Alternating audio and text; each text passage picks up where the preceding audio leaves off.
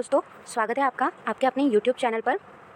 हमने अपने पिछले वीडियो में पर्यावरण से रिलेटेड करंट अफेयर को कंप्लीट किया था। अब हम अपने इस वीडियो में वैज्ञानिक परिदृश्य से रिलेटेड करंट अफेयर को पढ़ेंगे। चलिए तो शुरू करते हैं हमारा आज का लेक्चर। इसमें पहला प्रश्न है, विश्व स्वास्थ्य संगठन ने किस रोग की वैक्सीन R21 मैट्रिक्स एम, याद रखिएगा R21 मैट्रिक्स एम को प्री क्वालिफाइड कर दिया है। तो मलेरिया, R21 मैट्रिक्स एम किस बीमारी के लिए? मलेरिया के लिए। मलेरिया के विरुद्ध इस टीके का विकास किस संस्थान के द्वारा? सीरम इंस्टीट्यूट ऑफ इंडिया के द्वारा किया गया है। मलेरिया किससे होता है? प्लाज्मोडियम परजीवी से होता है। पंजाब में आलू की फसल को किस रोग के कारण काफ़ी हानि हुई है? तो पछेली झुलसा रोग। आलू की फसल को किस रोग के कारण? पछेली झुलसा रोग। तो याद रखिएगा, पछेली झुलसा रोग आलू की फसल से रिलेटेड है। अगला प्रश्न है, यह रोग किसके कारण होता है? तो यह रोग होता है कवक से रिलेटेड रोग है। तो दो चीज़ आपको याद रखनी है कि पिछोली झुलसा रोग किससे संबंधित है? आलू की फसल से, और यह कवक से होता है। किस भारतीय संस्था को लीफ एरिक्सन लूनर प्राइज 2023 से सम्मानित किया गया है? तो वह है इसरो। इसरो को किस कार्य हेतु सम्मानित किया गया है? तो चंद्रयान 3 मिशन के लिए इसरो को सम्मानित किया गया है लीफ एरिक्सन लूनर प्राइज। यह पुरस्कार हुसाविक म्यूजियम द्वारा दिया जाता है, जो आइसलैंड में स्थित है। हाल ही में चर्चा में रहा गट बैक्टीरिया मानव के किस अंग को बीमारियों से बचाता है? आंत को। गट बैक्टीरिया मानव के आंत को बीमारियों से बचाता है। किस अंतरिक्ष अनुसंधान संगठन ने पेस मिशन लॉन्च किया है? तो पेस मिशन किसका है? नासा का। पेस का पूर्ण रूप है प्लैंकटन, एरोसोल, बादल महासागर, पारिस्थितिक तंत्र। किस राज्य में क्यासानूर फॉरेस्ट डिसीज के कारण व्यक्ति की मौत हुई है? तो कर्नाटक में। इस वायरस की पहली पुष्टि कर्नाटक में 1950 के दशक में हुई थी, जो पशुओं के द्वारा होता है। इसे किस रूप में जाना जाता है? तो इसे मंकी डिसीज या मंकी फीवर के नाम से भी जाना जाता है। KFD, इसका शॉर्ट जो नाम है वो है KFD। किस कीट के काटने से फैलता है? टिक्स या किलनी के काटने से फैलता है। किस ग्रह के बर्फीले चंद्रमा एनसेलेड्स किस ग्रह का है? शनि ग्रह का चंद्रमा है। के महासागर में हाइड्रोजन साइनाइड की उपस्थिति का प्रमाण क्या मिला है? यहाँ पर हाइड्रोजन साइनाइड की उपस्थिति के प्रमाण मिले हैं। कहाँ पर? एनसेलेड्स में, जो चंद्रमा है शनि ग्रह का, याद रखिएगा। अगला जो प्रश्न है, हाइड्रोजन साइनाइड किसकी उत्पत्ति में योगदान देने वाला बहुत ही महत्वपूर्ण अणु है? तो जीवन की उत्पत्ति। हाइड्रोजन साइनाइड किसकी उत्पत्ति में योगदान देता है? जीवन की उत्पत्ति में। यह खोज किसके द्वारा उपलब्ध कराए गए डाटा के विश्लेषण पर आधारित है? तो कैसिनी अंतरिक्षयान के डाटा पर आधारित है। इसको कब लॉन्च किया गया था? 1997 में, और यह 2017 में नष्ट हो गया। भारत के पहले शीतकालीन वैज्ञानिक आर्कटिक अभियान का शुभारंभ किसके द्वारा किया गया? तो केंद्रीय मंत्री किरण रिजिजू के द्वारा किया गया। यह अभियान शोधकर्ताओं से कब तक ध्रुवीय रातों के दौरान अद्वितीय अवलोकन की अनुमति देगा? तो नवंबर से मार्च तक। काकरापार परमाणु ऊर्जा परियोजना की यूनिट 4 देश में स्थापित किए जा रहे 700 मेगावाट के 16 स्वदेशी दबावयुक्त भारी जल रिएक्टरों की श्रृंखला में किस क्रम की है? तो दूसरी। कितने दबाव भारी रिएक्टर लगाए जा रहे हैं? 16। 700 मेगावाट के 16। काकरापार परमाणु ऊर्जा स्टेशन कहाँ है? तो गुजरात में है, सूरत में। केंद्रीय गृह मंत्री द्वारा संबोधित 6वां या 6वां एंड्रोलॉजी में उन्नति सम्मेलन कहाँ आयोजित किया गया? अहमदाबाद, गुजरात में। एंड्रोलॉजी चिकित्सा का संबंध पथरी से है। भारत की सबसे तेज सोलर इलेक्ट्रिक बोट का कहाँ अनावरण किया गया? अलापुजा, केरल में। इस इलेक्ट्रिक सोलर बोट का नाम है बाराकुडा। इस देश के तट पर प्लियोसॉर नामक एक प्राचीन समुद्री डायनासोर का कपाल मिला है? तो यूनाइटेड किंगडम में। प्लियोसॉर के जीवाश्म मेसोजोइक युग के किस काल से संबंधित है? जुरासिक और क्रिटेशियस। किस संस्थान ने जल से आर्सेनिक और धातु आयनों को हटाने हेतु अमृत नामक तकनीक का विकास किया है? तो IIT मद्रास ने अमृत नामक तकनीक का विकास किया है जल से आर्सेनिक और धातु आयनों को हटाने के लिए। अगला है, अमृत का पूरा नाम क्या होगा? तो अमृत का पूरा नाम होगा arsenic and metal removal by Indian technology. Arsenic प्रदूषण से कौन सा रोग होता है? Black foot. इसको आप ऐसे याद रख सकते हैं, सैनिक काय से खड़े होते हैं? फुट से, तो ब्लैक फुट। किस भारतीय संस्था ने कोलंबिया और कोलोराडो विश्वविद्यालय के साथ मिलकर सतत प्लास्टिक रिसाइकलिंग तकनीक की विकास किया है? तो IIT मद्रास ने। किस भारतीय संस्था ने कोलंबिया और कोलोराडो विश्वविद्यालय के साथ मिलकर सतत प्लास्टिक रिसाइकलिंग तकनीक की विकास किया है? तो IIT मद्रास ने। याद रखिएगा, अमृत नामक जो आर्सेनिक रिमूवल है वह भी IIT मद्रास द्वारा ही निर्मित किया गया। इस तकनीक को क्या नाम दिया गया? Universal dynamic cross linker. किस संस्था ने जामुन के वृक्ष का पहला जीनोम अनुक्रमण किया? तो भारतीय विज्ञान शिक्षा और अनुसंधान संस्थान भोपाल द्वारा। जामुन के पौधे का वैज्ञानिक नाम होता है सीजीजियम क्यूमिनी। यह किस कुल का उष्णकटिबंधीय वृक्ष है? माएटेरेसी परिवार का उष्णकटिबंधीय वृक्ष है। किस देश में मीथेन लिक्विड ऑक्सीजन संचालित रॉकेट से 3 उपग्रह को लॉन्च किया है? तो चीन में। यह उपग्रह कहाँ से लॉन्च किए गए हैं? तो यह जियोक्वान सैटेलाइट लॉन्च सेंटर से किए गए हैं। इन उपग्रहों को किस रॉकेट से? जूके 2 Y3 के द्वारा लॉन्च किया गया है। और अंटार्कटिका में भारत की भागीदारी के कितने वर्ष पूरे हो चुके हैं? 40 वर्ष। अंटार्कटिका में भारत का पहला स्थायी अनुसंधान स्टेशन कब लगाया गया था? 1983 गंगोत्री में। ये इंपॉर्टेंट है, आप याद रखिएगा कि अंटार्कटिका में भारत की भागीदारी 40 वर्ष हो चुके हैं और भारत का पहला स्थायी अनुसंधान स्टेशन कब और किस नाम से? 1983 में गंगोत्री के नाम से, दक्षिणी गंगोत्री के नाम से लगाया गया था। अगला प्रश्न है, इस स्टेशन को कब बंद कर दिया गया? इस स्टेशन को 1990 में बंद कर दिया गया था। वहाँ स्थापित भारत के 2 और अनुसंधान केंद्र कौन से हैं? एक है मैत्री जो 1989 में और भारती 2012 में। किस देश ने विश्व की सबसे गहरी भूमिगत भौतिक वेधशाला का शुभारंभ किया है? तो चीन ने। सबसे गहरी भूमिगत भौतिक वेधशाला। यह पृथ्वी के तल से कितने मीटर गहराई में है? तो लगभग 2400 मीटर की गहराई में। इस प्रयोगशाला का लक्ष्य डार्क मैटर की खोज करना। ओपन सोर्स AI डेवलपमेंट के AI अलायंस लॉन्च करने की घोषणा किसने की है? तो मेटा और IBM ने की है। मेटा, फेसबुक ने अपना नाम जो चेंज कर लिया मेटा, और IBM कंपनी ने AI अलायंस लॉन्च करने की घोषणा की है। भारत में दुर्लभ किस रोग से पहले मरीज की मृत्यु हो गई? तो पोम्पे रोग। इस रोग से मरने वाले मरीज का नाम था निधि शिरोल। और पोम्पे किस तरह का रोग है? एक वंशानुगत रोग है। अगला है, किस देश के द्वारा दुनिया का पहला चौथी पीढ़ी का परमाणु रिएक्टर का शुभारंभ किया गया? तो चीन के द्वारा। इस रिएक्टर में शीतलन हेतु हीलियम गैस का प्रयोग किया गया है। दुनिया के सबसे बड़े परमाणु संलयन रिएक्टर का परिचालन कहाँ किया गया? इबाराकी, जापान में। और इस परमाणु संलयन रिएक्टर का नाम है JT60SA। जापान और किसके बीच की संयुक्त परियोजना है? तो यूरोपीय संघ। जापान और यूरोपीय संघ के बीच की संयुक्त परियोजना है। अगला है, ओपन AI ChatGPT के मुकाबले गूगल ने कौन सा AI टूल लॉन्च किया? तो जेमिनी। याद रखिएगा, जेमिनी किसका AI टूल है? गूगल का।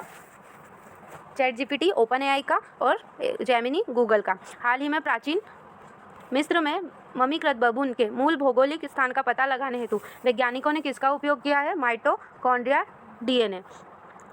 माइटोकॉन्ड्रियल DNA शरीर में कहाँ पाया जाता है? माइटोकॉन्ड्रिया में पाया जाता है। किस देश ने अंतरिक्ष में जैविक कैप्सूल भेजा है? ईरान ने। किस देश ने अंतरिक्ष में जैविक कैप्सूल भेजा है? ईरान ने। और मिस्र सैट-2 सैटेलाइट कहाँ से लॉन्च किया गया है? जियोक्वान सैटेलाइट लॉन्च सेंटर, चीन से। चीन ने इसका विकास किस देश के साथ मिलकर किया है? तो मिस्र के साथ मिलकर किया है। इस रॉकेट के माध्यम से किस रॉकेट के माध्यम से लॉन्च किया है? लॉन्ग मार्च 2C के द्वारा लॉन्च किया गया है। किसने संयुक्त रूप से कोशिकाओं का उपयोग करके एक जैविक रोबोट को विकसित किया है? टफ्ट्स एंड हार्वर्ड यूनिवर्सिटी ने। इस जैविक रोबोट का नाम है जेनोबॉट। इस रोबोट की मुख्य विशेषता क्या होगी? तो इस रोबोट की मुख्य विशेषता है स्वप्रतिकृति। स्वप्रतिकृति मतलब यह खुद की प्रतिकृतियां बना सकता है। किसने निम्न भूकक्षा के लिए उपग्रह विनिर्माण हेतु सेटेलॉजिक के साथ अनुबंध पर हस्ताक्षर किए? तो टाटा एडवांस सिस्टम लिमिटेड ने। पहले निम्न भूकक्षा उपग्रह को किस नाम से जाना जाता था? किया जाएगा TSAT-1A के नाम से। अंतर्राष्ट्रीय खगोल संघ ने क्षुद्र ग्रह डिंकिनेश के उपग्रह का क्या नाम रखा है? सेलम। डिंकिनेश क्या है? क्षुद्र ग्रह है। और सेलम क्या है? उसका उपग्रह है। इथियोपियन भाषा के शब्द सेलम का क्या अर्थ होता है? शांति। सेलम का अर्थ क्या होता है? शांति। सेलम की खोज लूसी मिशन के द्वारा की गई और लूसी मिशन आया था 2021 में। याद रखिएगा, लूसी मिशन आया था 2021 में, जिसमें सेलम की खोज की गई। और सेलम क्या है? तो सेलम एक उपग्रह है। किसका? सेलम उपग्रह है एक डिंकिनेश क्षुद्र ग्रह का। याद रखिएगा। अगला प्रश्न है, यह किन क्षुद्र ग्रहों का अध्ययन करने वाला पहला अंतरिक्ष मिशन था? ट्रोजन। किन क्षुद्र ग्रह का? ट्रोजन। ट्रोजन क्षुद्र ग्रह का समूह किस ग्रह की कक्षा को साझा करता है? बृहस्पति। तो हमने क्या क्या पढ़ा कि किन क्षुद्र ग्रहों का अध्ययन करने वाला मिशन था ट्रोजन? तो लूसी मिशन। कौन सा मिशन? Lucy mission. कौन सा क्षुद्र ग्रह? डिंकसेन ऐसा कुछ नाम है। और इसका जो उपग्रह है वो है सेलम, और सेलम का अर्थ होता है शांति। ठीक है, आगे बढ़ते हैं। 8वीं वैश्विक प्रौद्योगिकी शिखर सम्मेलन का आयोजन कहाँ किया गया? तो नई दिल्ली में। कहाँ किया गया? नई दिल्ली में। यह किस थीम पर आधारित है? प्रौद्योगिकी की भू राजनीति। किस कंपनी ने ड्रोन के लिए संकेत टाइप सर्टिफिकेट प्राप्त किया? गरुड़ एरोस्पेस ने। किससे यह सर्टिफिकेट प्राप्त करा है? नागरिक उड्डयन महानिदेशालय द्वारा प्राप्त किया है। इस नियम के तहत यह सर्टिफिकेट प्राप्त हुआ है। ड्रोन नियम 2021 के तहत यह सर्टिफिकेट इनने प्राप्त किया है। कौन सा देश अपना पहला X-ray polarimeter satellite XPoSat launch करने के लिए तैयार है? भारत। एक्सपोसेट कहाँ से लॉन्च किया जाएगा? सतीश धवन अंतरिक्ष केंद्र श्रीहरिकोटा से PSLV द्वारा। इसका लक्ष्य होगा तीव्र एक्सरे स्रोत के ध्रुवीकरण की जांच करना। हाल ही में खोजी गई सेंट जॉर्डिया पगेसी किसकी नई प्रजाति है? जेलीफिश की। यह जेलीफिश कहाँ पाई जाती है? तो यह जेलीफिश पाई जाती है ओकसावरा द्वीप समूह जापान में। ओकसावरा द्वीप समूह जापान। किस दूरबीन ने शुरुआती आकाशगंगाओं का पता लगाया है? जेम्स वेब स्पेस दूरबीन ने शुरुआती आकाशगंगाओं का पता लगाया है। स्वास्थ्य मंत्रालय द्वारा कितनी दुर्लभ बीमारियों के लिए जेनेरिक दवाई लॉन्च की गई है? 4। ये किन बीमारियों के लिए? टायरोसेनीमिया टाइप 1, गोचर रोग, विल्सन रोग और ड्रेविड लेनॉक्स गैस्ट्रोट सिंड्रोम के लिए जेनेरिक दवाइयाँ लॉन्च की गई हैं। बच्चों के लिए खसरा और रुबेला के लिए कौन सा टीका लॉन्च किया गया है? माबेला। कौन सा? माबेला। याद रखिएगा, माबेला क्या है? टीका है। किसका? खसरा और रुबेला के लिए, बच्चों के लिए। इस टीके को किसके द्वारा विकसित किया गया है? इंडियन इम्यूनोलॉजिकल्स लिमिटेड के द्वारा। भारतीय खगोल शास्त्री किस धूम्रकेतु के चित्र लेने में सफल हुए हैं? तो P12 पोन्स ब्रुक्स। इसको क्या उपनाम दिया है? Devil comet. इसे पहली बार 1812 में देखा गया था। इसे किस टेलीस्कोप के माध्यम से देखा गया? खोजा गया हिमालय चंद्र टेलीस्कोप हानले। अगला प्रश्न है, पहली बार सोरोइया पुडुआना पौधा कहाँ देखा गया? तो यह देखा गया तामेंगलोंग में, मणिपुर में। तामेंगलोंग मणिपुर। IUCN की रेड लिस्ट में किस सूची में रखा गया इसे? क्रिटिकली इंडेंजर्ड में। सोरैया पुडुआना किस परिवार से? एक्टिनिडियासी। इसरो के किस वैज्ञानिक को फ्रांस के लीजन डी ऑनर से सम्मानित किया गया है? तो VR ललितम बिंका को किया गया है लीजन डी ऑनर का पुरस्कार। इनको यह पुरस्कार किस कार्य के लिए प्रदान किया गया? तो फ्रांस और भारत के बीच अंतरिक्ष सहयोग में भागीदारी के लिए इनको यह अवार्ड प्रदान किया गया है। इससे पूर्व इसरो के किस वैज्ञानिक को यह सम्मानित प्राप्त हुआ था? तो AS किरण कुमार को यह 2019 में प्राप्त हो चुका है। दक्षिण पूर्व एशिया का पहला नाइट स्काई अभ्यारण्य हानले गांव लद्दाख में स्थापित किया गया। यह किस वन्यजीव अभ्यारण्य में स्थापित होगा? चांगथांग में। तो याद रखिएगा, चांगथांग अभ्यारण्य लद्दाख में स्थित है। इसे किस संस्था की मदद से स्थापित किया जाएगा? भारतीय खगोल प्रौद्योगिकी संस्थान बेंगलुरु की सहायता से स्थापित किया जाएगा। खगोलविद ने पृथ्वी पर गिर रहे दुर्लभ और अत्यधिक ऊर्जा वाले कण की खोज की है। तो उसका नाम क्या है? अमते रासु। इस कण का नाम रखा गया है जापान की सूर्य देवी के नाम पर, अमते रासु। इस कण की ऊर्जा 240 एक्सा इलेक्ट्रॉन वोल्ट है। भारत के किस स्पेस टेलीस्कोप ने 600वें गामा रे बर्स्ट का सफलतापूर्वक पता लगाया है? एस्ट्रोसेट ने। 600वें गामा रे बर्स्ट का क्या नाम रखा है? GRB 231122b। Gamma ray burst GRB क्या होता है? तो ब्रह्मांड का सबसे शक्तिशाली विस्फोट होता है। ब्रह्मांड का सबसे शक्तिशाली विस्फोट गामा रे बर्स्ट। एस्ट्रोसेट को कब लॉन्च किया गया था? 2015 में इसरो के द्वारा। भारत में सैटेलाइट ब्रॉडबैंड सेवा हेतु INSPA-C अनुमोदन प्राप्त करने वाली पहली कंपनी OneWeb इंडिया। चर्चित लैंगलैंड्स कार्यक्रम किससे संबंधित है? गणित से। यह कार्यक्रम किसके द्वारा प्रारंभ किया गया? रॉबर्ट लैंगलैंड्स के द्वारा। यह कार्यक्रम 1967 से प्रारंभ किया गया। रॉबर्ट लैंगलैंड्स को एबल पुरस्कार से कब सम्मानित किया गया था? 2018 में, वर्ष 2018 में। चलिए तो विविध शुरू करते हैं हम। राष्ट्रीय किसान दिवस कब मनाया जाता है? राष्ट्रीय किसान दिवस 23 दिसंबर को मनाया जाता है। किसान दिवस किसकी जयंती के उपलक्ष्य में? पूर्व प्रधानमंत्री चौधरी चरण सिंह की जयंती के उपलक्ष्य में मनाया जाता है। तो याद रखिएगा, मोस्ट इंपॉर्टेंट है ये कि राष्ट्रीय किसान दिवस कब मनाया जाता है? 23 दिसंबर को। और यह चौधरी चरण सिंह पूर्व प्रधानमंत्री की जयंती के उपलक्ष्य में मनाया जाता है, जिन्हें अभी भारत रत्न दिया गया है, जिन्हें 2024 में भारत रत्न दिया गया है। तो ये मोस्ट इंपॉर्टेंट हो जाता है ये क्वेश्चन हमारे लिए।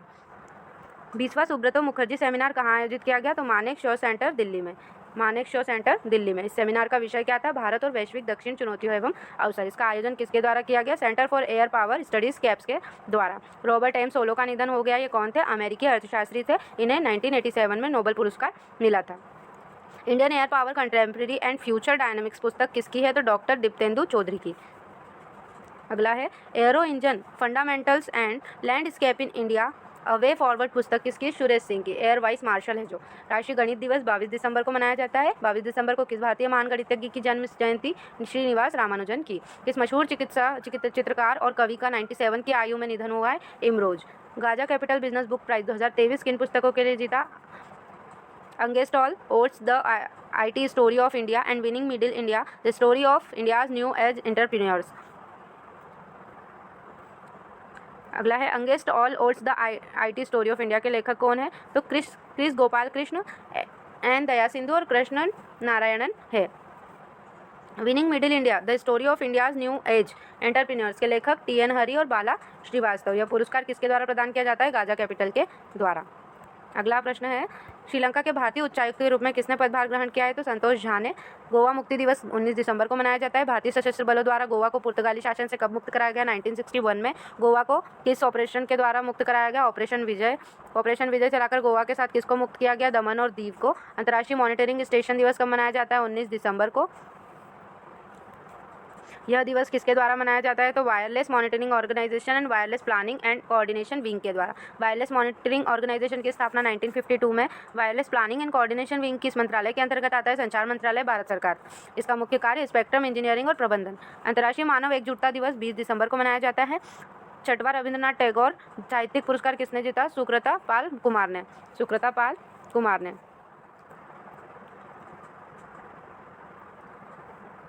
सुकृता को यह पुरस्कार किस पुस्तक के लिए प्रदान किया गया? तो salt and paper. Salt and paper selected poems. सामाजिक उपलब्धि के लिए टैगोर पुरस्कार 2023 अभिजीत बनर्जी। न्योहम पुरस्कार 2023 सविता लाडेज। यह पुरस्कार royal society of chemistry UK के द्वारा दिया जाता है। सविता लाडेज कौन है? Homi Bhabha centre for science education की प्रोफेसर है। इसी के साथ आज का वीडियो हम यहीं समाप्त करते हैं। करंट अफेयर और जीएस से रिलेटेड और भी लेक्चर्स को पाने के लिए आप चैनल को सब्सक्राइब करें और वीडियो को लाइक ज़रूर कीजिए। धन्यवाद।